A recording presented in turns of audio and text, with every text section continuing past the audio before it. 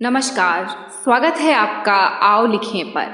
आज हम सूरदास जी का जीवन परिचय लिखेंगे।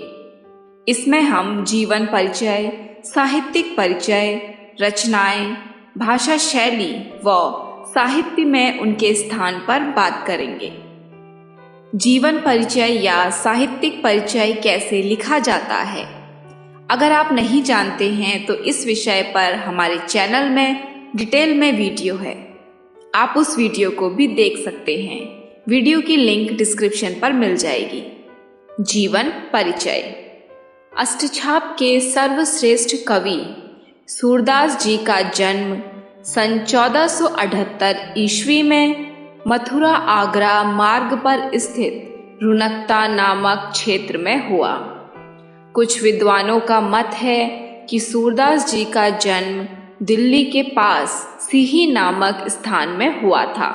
सूरदास जी जन्म से अंधे थे या नहीं, इस विषय पर विद्वानों में मतभेद है, क्योंकि इन्होंने कृष्ण की बाल लीलाओं का इतना मनोहर वर्णन किया है जो आँखों से प्रत्यक्ष देखे बिना संभव नहीं है। सूरदास जी बचपन से ही आगरा मथुरा के बीच गऊ घाट पर रहकर भजन कीर्तन करते थे। वहीं उनकी भेंट पुष्टि मार्ग के संस्थापक श्री वल्लभाचार्य से हुई और वे उनके शिष्य बन गए। वल्लभाचार्य ने उन्हें पुष्टि मार्ग में दीक्षित कर कृष्ण लीला के पद गाने का भार सौंपा। सूरदास जी की मृत्यु सन 1583 ईस्वी के लगभग गोवर्धन के पास पारसोली नामक स्थान में हुई। सूरदास जी के जन्म तथा मृत्यु दोनों ही के विषय में विद्वानों में काफी मतभेद देखने को मिलता है। साहित्यिक परिचय।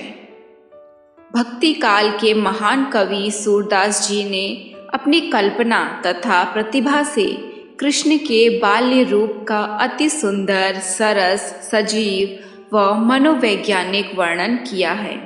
उनकी भाषा की सजीवता, संगीतात्मकता, सार्थक अलंकार योजना, धारावाही प्रवाह, कोमल कांत पदावली, भावानुकूल शब्द चयन को देखकर ऐसा जान पड़ता है जैसे सर्वप्रथम ब्रज भाषा को साहित्यिक रूप इन्हीं ने दिया हो।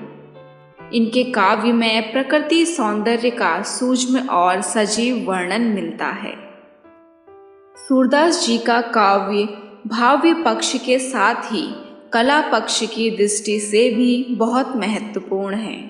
उन्होंने न केवल भाव और भाषा की दृष्टि से साहित्य को सुसज्जित किया, वरन कृष्ण काव्य की विशिष्ट परंपरा को भी जन्म दिया।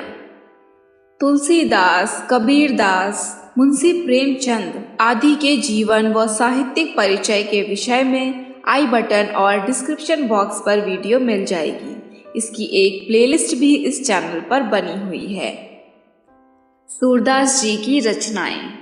सूरदास जी द्वारा लिखित रचनाओं में से 3 प्रमुख रचनाएं इस प्रकार से हैं। सूरसागर, ये रचना सूरदास जी की सबसे प्रसिद्ध रचना है। सूरसारावली, साहित्य लहरी।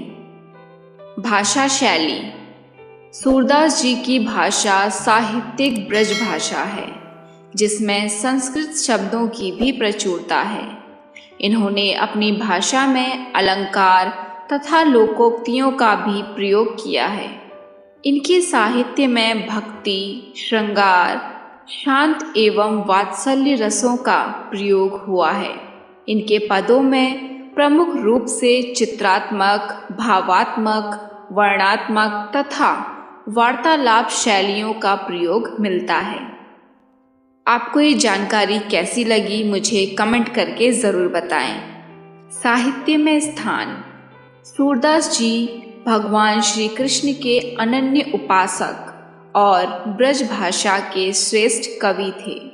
इनका बाल प्रकृति चित्रण, वात्सल्य तथा श्रृंगार का वर्णन अद्वितीय है। भाषा की दृष्टि से संस्कृत साहित्य में जो स्थान वाल्मीकि जी का है, वही स्थान ब्रज भाषा के साहित्य में सूरदास जी का है। इसी कारण काव्य जगत में इन्हें हिंदी साहित्य का सूर्य माना जाता है।